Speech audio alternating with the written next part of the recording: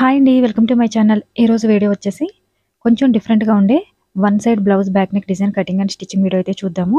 దీనికి సంబంధించిన మెజర్‌మెంట్స్ అన్నీ కూడా నేను ఇక్కడ స్క్రీన్‌లో అయితే మెన్షన్ చేసేస్తున్నాను. ఎవరైనా మన ఛానల్ ఫస్ట్ టైం చూస్తుంటే సబ్స్క్రైబ్ చేసుకోండి. అలానే పక్కనే ఉన్న బెల్ బటన్‌ని క్లిక్ చేసి ఆల్ అనే ఆప్షన్‌ని క్లిక్ చేయండి. వీడియోని లైక్ చేయడం వల్ల మన ఛానల్‌కి సపోర్ట్ చేసినట్టుగా ఉంటుంది. ఈ డిజైన్ కోసం ఎంత స్టిచ్చింగ్ చార్జెస్ తీసుకోవచ్చు, అలానే ఎంత ఫ్యాబ్రిక్‌ని యూజ్ చేశాను, డీటెయిల్స్ అన్నీ కూడా వీడియోలో చూపిస్తాను. ఎక్కడ కూడా వీడియోని స్కిప్ చేయకుండా చూడడానికి ట్రై చేయండి. ఇలా నెక్ చుట్టూ కూడా ఈ విధంగా 1 ఇంచ్‌కి అయితే మార్కింగ్ చేసేసుకోవాలి. మనం వన్ సైడ్ ఏదైతే నెక్ డిజైన్ తీసుకున్నామో ఈ సైడ్ వరకు కూడా 1 ఇంచ్‌కి అయితే మార్కింగ్ చేసేసుకోవాలి. ఇలా మార్కింగ్ చేసేసుకొని ఇప్పుడు దీనిపైన స్క్రీన్‌లో చూపించినట్టుగా డ్రా చేసేసుకోవాలి. డిజైన్ అయితే కొంచెం హెవీగానే ఉంటుంది. అలానే మనకి క్లాత్ కూడా కొంచెం ఎక్కువగానే పడుతుంది. ఈ డిజైన్ కోసం అని చెప్పేసి మనకి 1.5 మీటర్ అయితే క్లాత్‌ని అయితే తీసుకోవాల్సి ఉంటుంది. ఇక్కడ డిజైన్ కోసం 2 ఇంచెస్ దగ్గర అయితే ఈ విధంగా మార్కింగ్ చేసుకోవాలి.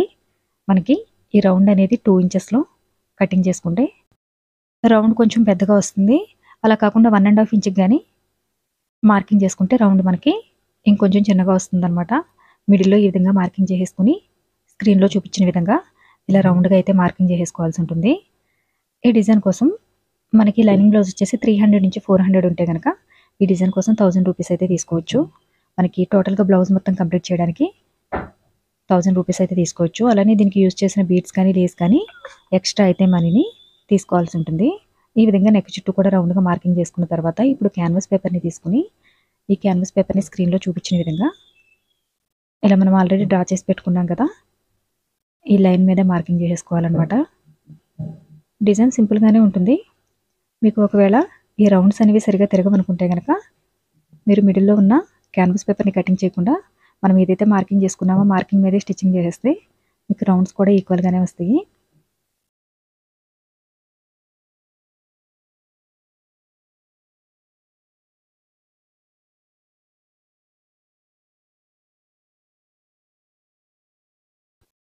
ఇలా నెక్ చుట్టూ కూడా మార్కింగ్ చేసేసుకున్న తర్వాత ఇప్పుడు మనకి నెక్ చుట్టూ ఎక్స్ట్రా ఉన్న క్యాన్వాస్ పేపర్ ఏదైతే ఉందో దీన్ని కటింగ్ చేసేసుకోవాల్సి ఉంటుంది. ఇలా కటింగ్ చేసేసుకొని ఇప్పుడు లైనింగ్ క్లాత్‌ని క్యాన్వాస్ పేపర్‌ని కూడా అరేంజ్ చేసేసుకోవాలి. మనకి ఇక్కడ క్లాత్ వచ్చేసి జిమ్మిచూ క్లాత్ అనమాట. జిమ్మిచూ సారీస్ లేటెస్ట్ ట్రెండింగ్‌లో ఉన్న జిమ్మిచూ సారీస్ తెలుసు కదా, ఆ క్లాత్‌తో అయితే డిజైన్ స్టిచ్చింగ్ చేస్తున్నాను. ఇవైతే చాలా పలుచగా ఉంటాయి. మనం డిజైన్ స్టిచ్చింగ్ చేసినప్పుడు మనకి డిజైన్ అనేది నీట్‌గా రావాలంటే గనక ఈ విధంగా క్యాన్వాస్ పేపర్‌ని అయితే స్టిచ్చింగ్ చేసుకోండి. మీకు క్యాన్వాస్ పేపర్ అవైలబుల్‌గా లేకపోతే గనక డైరెక్ట్‌గానే స్టిచ్చింగ్ చేసేయొచ్చు. నేనైతే క్యాన్వాస్ పేపర్‌ని అయితే స్టిచ్చింగ్ చేశాను. అలానే ఇప్పుడు ఈ బ్లౌజ్ పీస్ ఏదైతే ఉందో దీన్ని స్టిచ్చింగ్ చేసేసుకుంటున్నాను అనమాట. ఇది మనకు క్యాన్వాస్ పేపర్ ట్రాన్స్పరెంట్‌గానే ఉంది కనుక క్లాత్ పై వైపు నుంచి స్టిచ్చింగ్ చేసేస్తున్నాను. ఇలా కంప్లీట్‌గా స్టిచ్చింగ్ చేసేసిన తర్వాత నెక్ చుట్టూ ఉన్న క్లాత్ ఏదైతే ఉందో దీన్ని అయితే కంప్లీట్‌గా కటింగ్ చేసేసుకోవాలి. బ్యాక్ పార్ట్ మొత్తం కూడా. వీడియో నచ్చితే లైక్ చేయడం మర్చిపోకండి. లైక్ చేయడం వల్ల మన ఛానల్‌ని సపోర్ట్ చేసినట్టుగా ఉంటుంది. అలానే మన ఛానల్‌కి సంబంధించిన సోషల్ మీడియా లింక్స్ అయితే నేను డిస్క్రిప్షన్‌లో ఇచ్చాను. మీరు లింక్‌ని క్లిక్ చేసి ఫాలో చేయాలనుకుంటే గనక సోషల్ మీడియాలో కూడా ఫాలో చేయొచ్చు. ఇక్కడ వచ్చేసి క్యాన్వాస్ పేపర్‌ని మెయిన్ ఫ్యాబ్రిక్‌ని నేనైతే ఐరన్ చేయలేదు. డైరెక్ట్‌గానే స్టిచ్చింగ్ చేసేస్తున్నాను. మీకు ఐరన్ బాక్స్ అవైలబుల్‌లో ఉంటే గనక ఐరన్ చేసుకోండి. లేదంటే గనక డైరెక్ట్‌గా స్టిచ్చింగ్ చేసుకున్నా పర్లేదు. అలానే చుట్టూ ఎక్స్ట్రా ఉన్న మెయిన్ ఫ్యాబ్రిక్ ఏదైతే ఉందో ఈ ఫ్యాబ్రిక్‌ని అయితే కటింగ్ చేసేసుకోవాల్సి ఉంటుంది.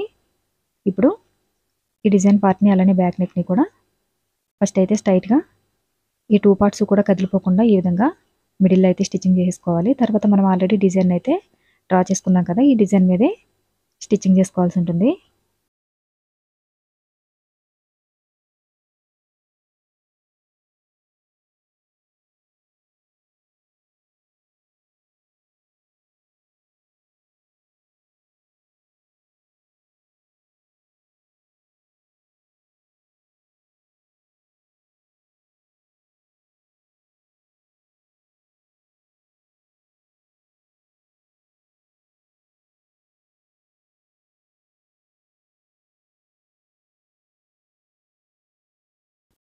ఇలా డిజైన్ మొత్తం కూడా కంప్లీట్‌గా స్టిచ్చింగ్ చేసేసుకున్న తర్వాత మనకి స్టిచ్ చేసుకున్న దానికి జస్ట్ ఒక పావించు గాని, పావించు కన్నా తక్కువ ఇక్కడ స్క్రీన్‌లో కనిపిస్తుంది కదా, ఇంత దూరంలో అయితే ఈ క్యాన్వాస్ పేపర్‌ని అయితే కటింగ్ చేసేసుకోవాల్సి ఉంటుంది. ఇలా కటింగ్ చేసేసుకొని ఇక్కడ ఉన్న కార్నర్స్ అన్నింటిలో కూడా చిన్నగా కట్ చేసుకోవాలన్నమాట. ఈ విధంగా కటింగ్ చేసుకోవడం వల్ల మనకి క్లాత్ అవతల వైపుకి ఫోల్డింగ్ చేసినప్పుడు ఫ్రీగా మూవ్ అవుతుంది.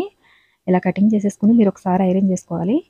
బిగినర్స్ అయినా ఎవరైనా సరే ఐరన్ చేసేటప్పుడు లైనింగ్ క్లాత్ వైపు నుంచి ఐరన్ చేస్తే మనకి మెయిన్ ఫ్యాబ్రిక్ అనేది తొందరగా డ్యామేజ్ కాకుండా ఉంటుంది. అంటే ఇవి క్లాత్ కూడా చాలా థిక్నెస్ తక్కువ ఉంటుంది కదా, కొంచెం ఓవర్ హీట్ అయితే కనుక బ్యాక్ పార్ట్ మొత్తం కూడా బర్న్ అయిపోతే మళ్ళీ మనం బ్యాక్ పార్ట్ ఇంకోటైతే కటింగ్ చేసుకోవాలి. అందు గురించి అని చెప్పేసి లైనింగ్ క్లాత్ వైపు ఐరన్ చేయడానికి ట్రై చేయండి. ఇది వచ్చేసి ఇక్కడ స్టిచ్చింగ్ కోసం అని చెప్పేసి 1.5 ఇంచు ఈ విధంగా మార్కింగ్ చేసేసుకుని ఇప్పుడు నడుం మధ్యలో 3.5 ఇంచెస్ లేదంటే 4 ఇంచెస్ వరకు కూడా డాట్స్ వేసుకోవచ్చు. ఇలా 2 సైడ్స్ కూడా డాట్స్ ఈక్వల్గా వేసేసుకున్న తర్వాత నడుం దగ్గర అయితే మీరు పైపింగ్ కావాలంటే పైపింగ్ వేసుకోవచ్చు, లేదంటే కనుక నడుం పట్టి వేసేసుకున్న బాగానే ఉంటుంది. ఈ విధంగా ఒక 1/2 ఇంచుకి అయితే క్రాస్గా మార్కింగ్ చేసేసుకుని ఇక్కడైతే నేను క్లాత్ని తీసుకుని నడుముకి అయితే పట్టి వేసేస్తున్నాను.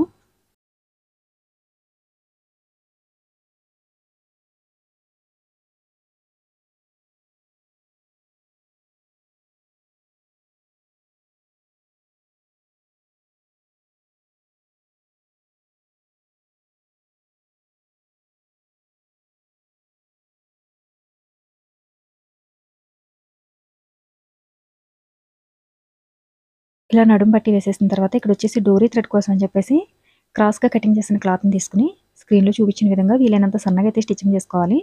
మీకు థ్రెడ్ లావుగా ఉంటే మనకు డిజైన్ అనేది అంత నీట్గా రాదు. అందు గురించి వీలైనంత సన్నగా అయితే డోరీ థ్రెడ్ని తీసుకోవాల్సి ఉంటుంది. మనకి నెక్ చుట్టూ కూడా థ్రెడ్స్ అయితే అవసరం అవుతాయి కనుక ఒక 3-4 పీసెస్ అయితే ఈ విధంగా కటింగ్ చేసుకుని పెట్టుకోవాలి. ఇప్పుడు దీన్ని ఒక 4 ఇంచెస్ లెంత్లో అయితే ఈ విధంగా కటింగ్ చేసేసాను అనమాట. నెక్ చుట్టూ కూడా ఒక 1/2 ఇంచ్ గ్యాప్ ఉంచేసి స్టిచ్చెస్ వేసేసుకోవాలి. మీకు స్టిచ్చెస్ వేసుకోవడం అంతగా అనిపించకపోతే కనుక స్టిచ్చెస్ అయితే స్కిప్ చేసేసి డైరెక్ట్గా డిజైన్ అయితే స్టిచ్చింగ్ చేసేసుకోండి.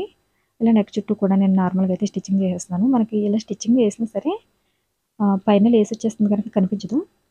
మీకు వేసుకోవాలని ఉంటే స్టిచ్చెస్ వేయండి, లేదంటే కనుక లీవ్ చేసేయండి. స్క్రీన్లో చూపించినట్టు 2 డోరీ థ్రెడ్స్ని అయితే తీసుకుని ఈ విధంగా స్టిచ్ చేసుకోవాలి. ఇలా స్టిచ్ చేసుకున్న తర్వాత ఇప్పుడు ఇంకో 2 డోరీ థ్రెడ్స్ని తీసుకుని స్క్రీన్లో చూపించిన విధంగా ఈ మోడల్లో అయితే స్టిచ్చింగ్ చేసుకోవాలి. కొంచెం డిఫరెంట్గా ఉన్న మోడల్ని స్టిచ్చింగ్ చేసుకోవాలనుకుంటే కనుక ఈ డిజైన్ అయితే ట్రై చేయండి, చాలా బాగుంటుంది. అలానే మనకి లేటెస్ట్గా వస్తున్న జిమ్మిచూ సారీస్కు బ్లౌజ్ డిజైన్స్ అయితే చాలా వీడియోలు అయితే అప్లోడ్ చేశాను. ఇంట్రెస్ట్ ఉంటే కనుక మన ఛానల్ ప్లేలిస్ట్లోనికి వెళ్ళి చెక్ చేసుకోండి. డిఫరెంట్ మోడల్ బ్లౌజ్ డిజైన్స్తో పాటు స్లీవ్ డిజైన్స్ని కూడా ఏ విధంగా కటింగ్ స్టిచ్చింగ్ చేసుకోవాలో మన ఛానల్లో క్లియర్గా చెప్పడం జరుగుతుంది. ఇలా డిజైన్ మొత్తం కూడా చుట్టూ స్టిచ్చింగ్ చేసేసుకోవాలి.